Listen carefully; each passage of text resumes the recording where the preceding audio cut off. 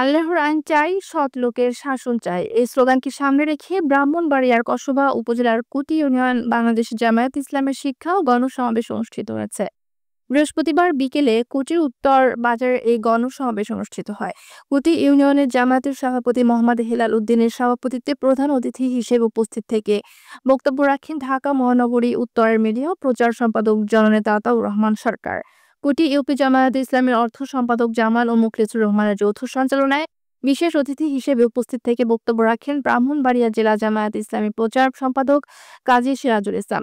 কসবা উপজেলা জামায়াত ইসলামের আমির অধ্যক্ষ ফরিদ উদ্দিন, কসবা উপজেলা বাংলাদেশ জামায়াত ইসলামের সাধারণ সম্পাদক পীরজাদা শিবলী নোমানী, ব্রাহ্মণবাড়িয়া জেলা ছাত্র শিবিরের সাবেক সভাপতি নুরুল আমিন, কুটি ইউনিয়ন বাংলাদেশ জামায়াত ইসলামের কুটি ইউনিয়নের সাধারণ সম্পাদক কবির আহমেদ প্রমুখ।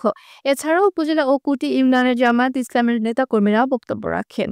গণসমাবেশে কুটি ইউনিয়ন ও উপজেলা নেতৃবৃন্দের উপস্থিতিতে প্রধান অতিথি আতাউর রহমান সরকার দেশবাসীকে উদ্দেশ্য করে বলেন, আপনারা আগামী জাতীয় সংসদ নির্বাচনে বাংলাদেশ জামায়াত ইসলামকে ভোট দিয়ে জয়যুক্ত করুন।